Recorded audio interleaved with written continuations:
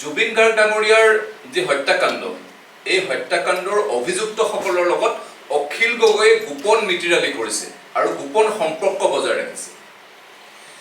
কালি অখিল গগৈ ডাঙৰীয়াই তেওঁৰ Facebook post জৰিয়তে ফেচবুক লাইভৰ জৰিয়তে তেওঁ ক'লে যে তেওঁৰ হাতলৈ চাৰ্জশ্বিটৰ কপি আহিলে। আমি প্ৰশ্ন কৰিছোঁ যে তেওঁৰ হাতলৈ কেনেকৈ চাৰ্জশ্বিটৰ কপি আহিলে।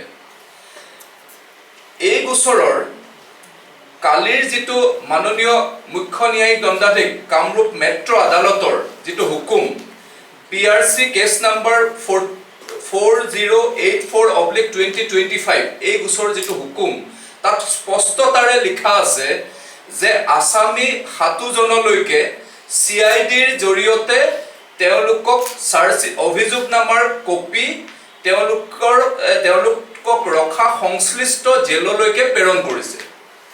আৰু আনহাতে তেওঁলোকৰ যিসকল লিগেল অথৰাইজ ৰিপ্ৰেজেণ্টেটিভ আছে, পৰিয়ালৰ লোক আছে, তেওঁলোকক আদালতত একোটা পেন ড্ৰাইভৰ জৰিয়তে অভিযোগনামাৰ কপিসমূহ আৰু লগতে তথ্য যিখিনি অভিযোগনামাৰ লগত দাখিল কৰা সংশ্লিষ্ট ৰেকৰ্ডসমূহ তেওঁলোকক প্ৰদান কৰিছে।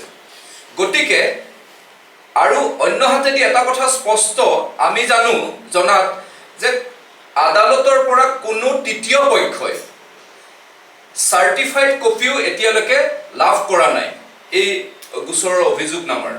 গতিকে অখিল গগৈ ডাঙৰীয়াৰ হাতলৈ চাৰ্জশ্বিট কপিটো কেনেকৈ আহিলে? নিশ্চয় এই 7জন অভিযুক্তৰ কোনোবা এজনে তেওঁক দিব লাগিব, অথবা এই অভিযুক্তসকলৰ যিসকল পৰিয়ালৰ লোক আছে, কালি আদালতত যিসকল উপস্থিত আছিলে, যিসকলে পেন ড্ৰাইভৰ যোগেদি অভিযোগনামা সমূহ পালে, তেওঁলোকে দিব লাগিব। ইয়াৰ দ্বাৰা এটা কথা স্পষ্ট প্ৰমাণ যে অখিল গগৈয়ে আমাৰ হিয়াৰ আমঠু জুবিন গাৰ্গ ডাঙৰীয়াৰ হত্যাকাৰী অভিযুক্তসকলৰ লগত অথবা তেওঁলোকৰ পৰিয়ালৰ লগত গোপনভাৱে সম্পৰ্ক ৰাখিছে আৰু মিতিৰালি কৰিছে। আৰু এটা কথা স্পষ্ট কৰিছে যে অখিল গগৈ ডাঙৰীয়াই যি ধৰণে এই গোচৰৰ অভিযোগনামা আৰু ইয়াৰ পূৰ্বে অভিযোগনামা দাখিল কৰাৰ পূৰ্বে SITৰ তদন্তৰ ওপৰত যি ধৰণে তেওঁ নিৰবিচ্ছিন্নভাৱে যি ধৰণে তাৰ ওপৰত তেওঁ ক্ৰিটিচাইজ কৰি আছে, সমালোচনা কৰি আছে, ইয়াৰ ফলত এটা কথা স্পষ্ট যে তেওঁ অভিযুক্তসকলৰ উকিলৰ দৰে এই যিসকল হত্যাকাৰী অভিযুক্ত তেওঁলোকৰ উকিলৰ দৰে তেওঁ কাম কৰিছে, অৰ্থাৎ অভিযুক্তসকলৰ পক্ষত তেওঁ থিয় দিয়া যেন আমাৰ অনুভৱ হৈছে। গতিকে এটা কথা স্পষ্ট যে অখিল গগৈ ডাঙৰীয়াৰ এই যি কথা বতৰা বা তেওঁৰ যি এই সন্দৰ্ভত যিবিলাক মন্তব্য, এই মন্তব্য এটা কথা প্ৰমাণ কৰে যে তেওঁ জুবিন গাৰ্গ ডাঙৰীয়াৰ হত্যাকাণ্ডত আদালতৰ জৰিয়তে অভিযুক্তসকলক কঠোৰৰ পৰা কঠোৰতম শাস্তি প্ৰদান কৰাত কৰবাত নহয় কৰবাত তেওঁ প্ৰদান কৰাটো তেওঁ নিবিচাৰে।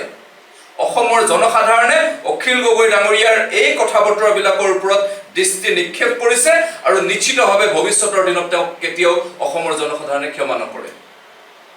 যিকোনো খবৰৰ বাবে যোগাযোগ কৰক 7099017330 লগতে 7099017110 নম্বৰত।